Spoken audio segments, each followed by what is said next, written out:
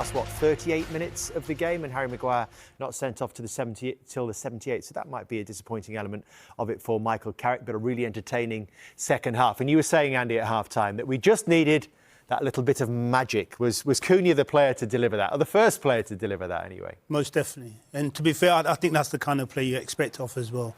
You know, first touch here, impeccable first touch here. Drives, and then he straightens Jimenez up and just flicks inside that little bit of Brazilian flair and gets himself a penalty. It's a brilliant skill, Jamie.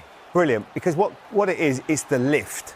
Because most defenders will put their foot out and leave it on the floor, and you just see it with his right foot there. He just lifts it over his foot there, then Jimenez can't react, and then it's just pure panic. Like, it's hard to say, why are you holding him? You just got to let him go. He's done you. You've got your centre-back's going to come across and give you a little bit of help, but sometimes that's just the panic. He's been outskilled, and that's what happens sometimes. 100% a penalty, and then the man you want to take it, Andy?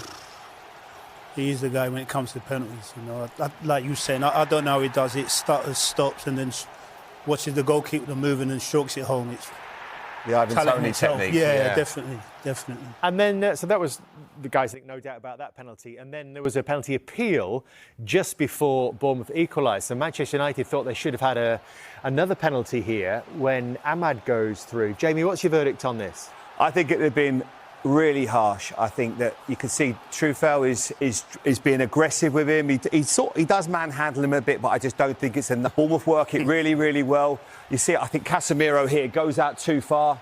He leaves Christie in a good position, lets it run across his body, good touch, and that is a sublime finish. It's so good. You loved this, Andy, didn't you? Oh, it's a finish that I look and say to myself, that's the kind of thing I want to do, you know, stroke it in the corner. Now you look at his people turn and say, well, there's no power in it. He doesn't need any power because he knows what he's doing, knows what he wants, just guides it in the bottom corner. Just steers it in for his first home goal for almost Beautiful. 2 years. Here's another look at Ahmad. Andy, what's your take on this? I was saying, in today's game, for me, it's a penalty. Yeah. When we were playing, no chance, absolute no chance. Why do you think it is a penalty? Because physical, it's very physical in today's game. You know, and we're going to see the other penalty in a minute, and where Harry Maguire gets sent off. You turn and say to yourself, well, if I'm in that position, I'm not going down anyway. So for me, that's not a penalty, but it is what it is. We will have another look at this in just a moment in context with the one that went Bournemouth's way, but Bournemouth haven't got themselves back in the game.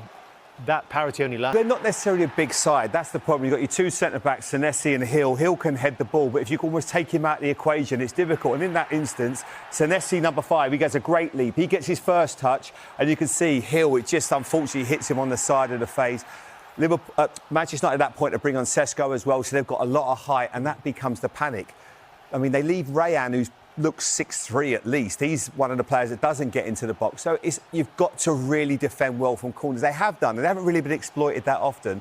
But obviously that was a big moment in the game. And then Bournemouth get this moment. Tavernier, brilliant. Lends it to Ivan Nilsson. Nice little bit of movement. Krupi then comes into the space, plays it. Ivan Nilsson takes a great first touch across Harry Maguire.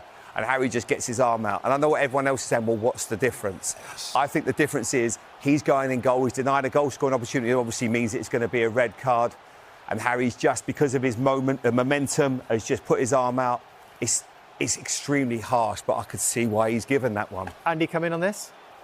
Very harsh. First and foremost, the interplay between the two boys up front. Brilliant, absolutely brilliant. Once he gets himself in there, I'm saying to myself here, I've not got no time to go down. Because it's a really good touch. He's in on goal. It's a great touch. So I'm thinking, I'm not going down. I'm going to finish myself. But, like I said, today's game, you go down, you've got a great opportunity of getting a penalty. And unfortunately for Manchester United, Harry Maguire gets sent off as well. So let's have a... I mean, it is hard. I mean, the more you watch it, it's so... And what's the amazing... What's the difference between the two? That's the thing. That's the thing. And I think normally, because he's not given Here's the that one again, Jamie. Because he's not given this one, I think it's probably human nature to not give the other one.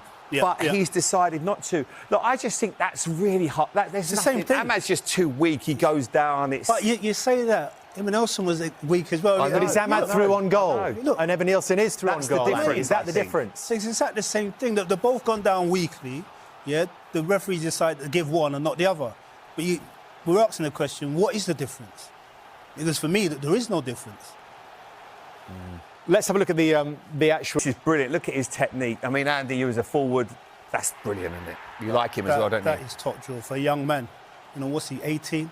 19 years old, and 19. that's his 9th goal of the season, the highest scoring teenager in the Premier League. Even before that... Just come on as well, didn't he? Just come on. I like what... Once the penalty had been given, he's a young man, even Ilson's on the pitch, he ran over to Lemons and just nicked the ball off him. He said, I'm taking this. I think that shows you and tells you everything about him. 19 years of age, another one, recruit... Fernandez now, he's with David Craig. Bruno, it's another game unbeaten for Manchester United, but is there perhaps a sense of frustration that you're not going away with here with all 3 points? Good luck. And they won't be feeling too much joy tonight because they'll feel like this is 2 points dropped from the positions they got themselves in. And Bruno made the point as well that those were the same incidents, and if one's a penalty, then the other one should be a penalty as well. Andy thought the foul on Ahmad was a penalty, albeit perhaps soft. Jamie, can you explain why you think this was not given and not overturned as well by VAR? I just think because if you look at where true foul is and you can see Senesi number 5, he's coming back, there's 2 players around him there. I just think one's not denying a definite goal-scoring opportunity. I think he just could be a little bit stronger. He's going over a little bit too easily.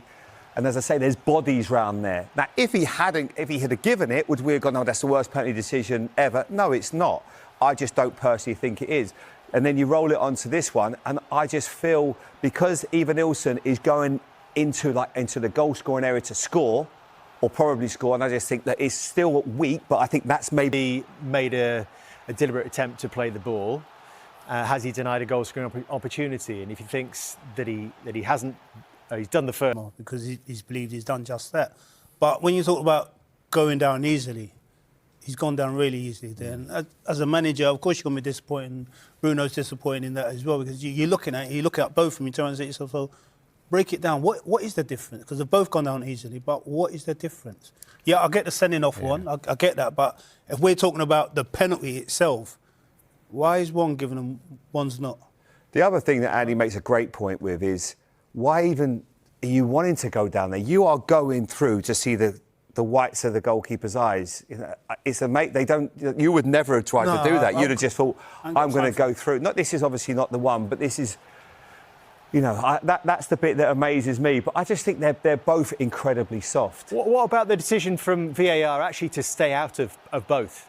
What do you think about that? Because essentially we're saying that the referee is the one who's making the decisions, the arbiter, which is, I think, where we probably all wanted to get to in football, that VAR was a little bit too heavy.